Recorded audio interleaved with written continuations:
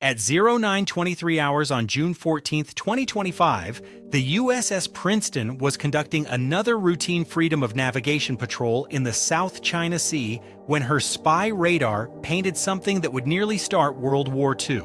A Chinese Type 052D destroyer that had been loitering at 200 kilometers just as she suddenly accelerated from 18 to 30 knots in under 90 seconds. Unknown to the Americans, the John Chong's captain had just received orders from Beijing: intercept the Americans and make them blink first. But Beijing was about to learn why challenging the U.S. Navy in open water remains a spectacularly stupid idea.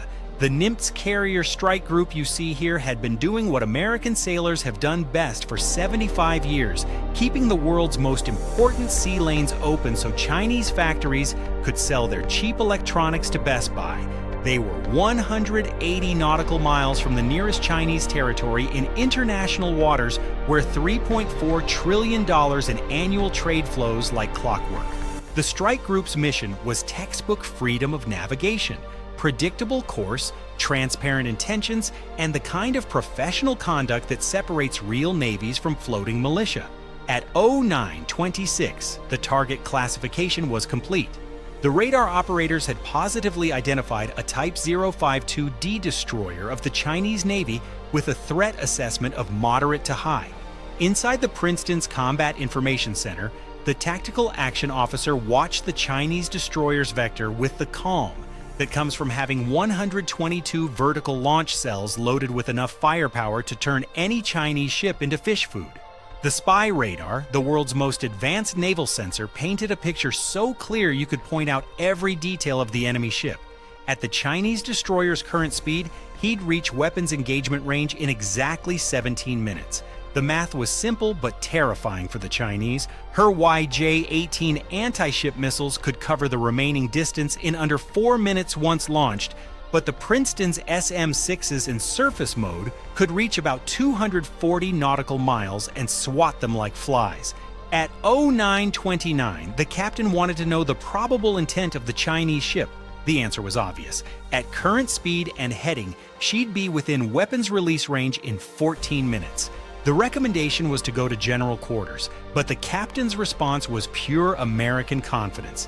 Let's see how badly they want to embarrass themselves first. That's even if they could get there safely. The South China Sea was packed with merchant traffic, 46 commercial vessels within 50 miles, all depending on the U.S. Navy's presence to guarantee safe passage. A Singapore flag container ship loaded with semiconductors, a South Korean LNG tanker worth $200 million. All would be at risk if Beijing succeeded in turning international waters into its personal swimming pool, but that would require them to actually win a fight against the U.S. Navy, which hasn't happened since never. At 0930, the Princeton's cooperative engagement capability automatically shared the threat data across every ship in the strike group. The Nimitz herself, 104,600 tons of floating American diplomacy, carrying 90 of the world's most advanced aircraft, adjusted her flight operations with the precision of a Swiss watch. The destroyers Chung-Hun and Kidd shifted positions to take station around the carrier that would turn any Chinese attack into a one-way trip to the bottom. At 0935, the tactical picture went from concerning to dangerous. The E-2D Hawkeye, orbiting at 25,000 feet, providing a God's view of everything within 400 meters, detected multiple aircraft launching from the Chinese carrier Shandong. The radar signatures were consistent with those of J-15 fighters, climbing hard and heading south as if they actually stood a chance. The air controllers immediately noticed something hilarious. The J-15S were struggling to gain altitude, likely due to fuel limitations from the ski jump launch system the Chinese were so proud of. A minute later, the sonar operators added the final piece of China's coordination puzzle. They detected a possible submerged contact 80 nautical miles away, an acoustic signature consistent with a Type 039 diesel-electric submarine. The funny part, the thing was making noise like a freight train. Any competent submarine crew would have been mortified. The Chinese weren't just being aggressive, they were orchestrating a multi-domain intimidation campaign with equipment that belonged in a museum. surface ships from the 1990s, carrier aircraft that couldn't carry a full weapons load, and submarines so loud they might as well be broadcasting their position on AM radio. It was textbook bullying, the kind that only works if your target is too weak or too scared to fight back. Unfortunately for Beijing, they'd just challenged the wrong navy in the wrong ocean. The U.S. Navy had been perfecting blue water dominance since 1914, and these Chinese forces were about to receive a free lesson in why the Ameri. The moment passed, but the Chinese still had one trick up their sleeve. The Chinese escalation reached its peak when the submarine made its move. The Type 039 diesel-electric boat had been creeping closer, using the layer depth to mask its approach. At 0951, it made a critical error, raising its snorkel to recharge batteries. Tao sonar subsurface contact bearing 159, range 15,000 yards. Contact is snorkeling, classified as probable type 039. He's making noise like a freight train. The submarine captain either didn't know or didn't care that the Princeton's SQ-89 sonar suite had been tracking him for the past hour. The ship had its acoustic signature catalog, its position fixed to within meters. If this went kinetic, he'd have about 12 seconds to contemplate his life choices before an ASROC turned his boat into fish food. The tactical picture had become a textbook study on how not to conduct naval operations. Chinese forces had positioned themselves in a box, carrier to the northwest, a destroyer to the west, and a submarine to the southwest. If shooting started, none of them would survive the first 5 minutes, and the Americans were about to show them exactly how that would go down. At 14:30 hours, the USS Nimitz launched everything that could fly. 48 aircraft roared off her deck in the largest single carrier display of air power in years. Super Hornets loaded with live weapons, EA-18G, Growlers carrying electronic warfare packages that could black out a city, E-2D Hawkeyes commanding the electric high ground. The afternoon sky turned dark with American aircraft. The Growlers went to work first. Their ALQ-99 pods operating at full power turned Chinese radar screens into modern art. False contacts appeared by the hundreds. Real aircraft vanished into electronic noise.